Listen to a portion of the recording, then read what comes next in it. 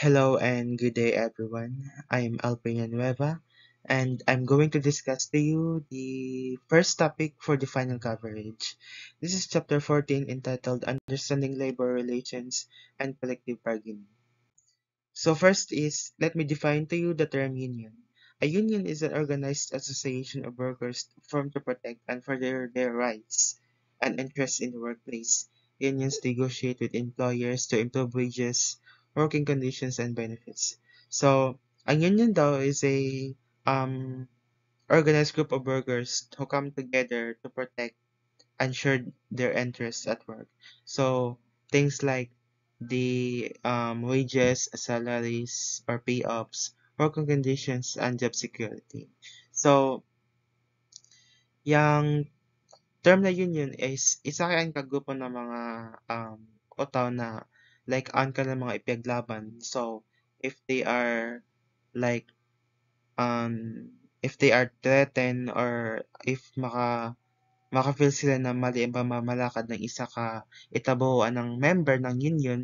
So, one of the representative of union can bring up this issue and further address this. So, amo yung union, pasabot ng union. So, the purpose of unions in the workplace is to protect employees' rights and job security and negotiate better wages, hours, and benefits, advocate for safe and fair working conditions, serve as a communication channel between management. So the purpose of union is to give workers a stronger unified voice of employees instead of employees dealing with management. So like it's one on one. So the union negotiates on behalf of everyone. So this collective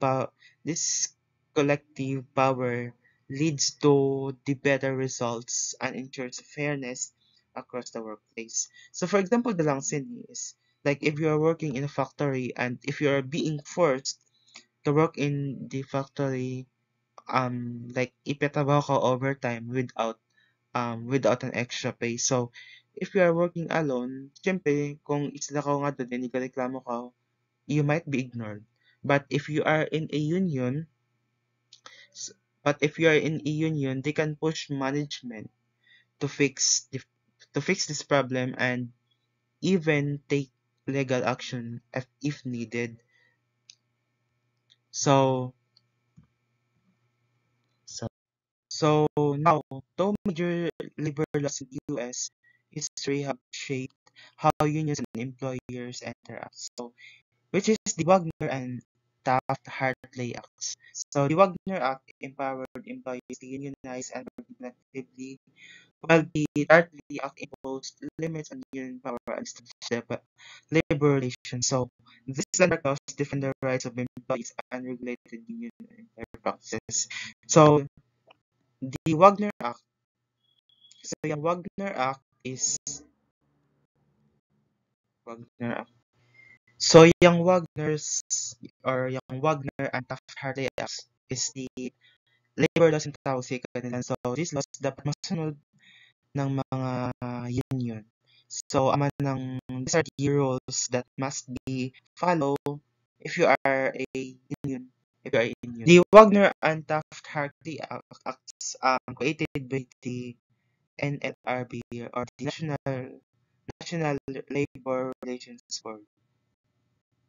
So, yung kasabot ng Wagner Act is that this act gave employees the legal right to join unions and bargain collectively. So, pinagisin yung mga employees or to those employees that joining union, di sila pwede parusahan or um they will make sure that employees don't punish workers for joining your union or for unionizing.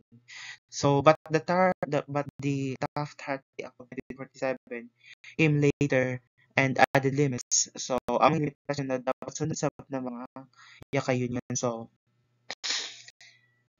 Taft-Hartley Taft-Hartley Act of 1947 came later and added limits on union power. So, it banned a certain strikes and allowed states to pass right to work laws. So meaning employees can be forced to join a union. So together, these laws help balance the power between employers and unions. So, nagkanta ako ng example ng Wagner Act and Hartley Act. So, first is the Wagner Act of 1935. So, example din um, a group of retail workers at a national chain like Target wants to form a union to demand better schedules and pay. So, isa sa mga grupo ng retail workers gusto mag-form ng union to address or para ma-meet or para ma mataas ang kanilang mga sweldo and pay. So, thanks to the Wagner Act, they have the legal right to organize and can be fired for trying to unionize. So, di sila pwede matanggal sa trabaho if they are planning mag-form ng union. So, amo yang rules ng Wagner Act. So, di dapat sila matanggal sa trabahuan while plano sila mag-form ng union para mo uswag yung mga sulo or mga pay sila.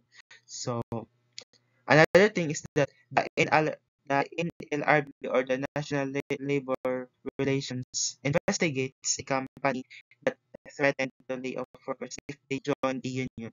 So, under Wagner Act, such retaliation is illegal.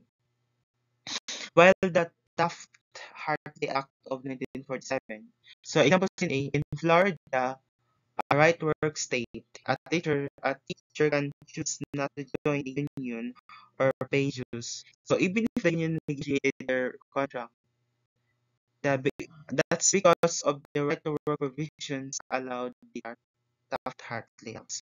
So another example is that a union calls for a strike that blocks hospital access, ensuring an emergency under the Taft-Hartley Act. So the government can order a temporary stop to strike to protect public health and safety. So that's it. Thank you.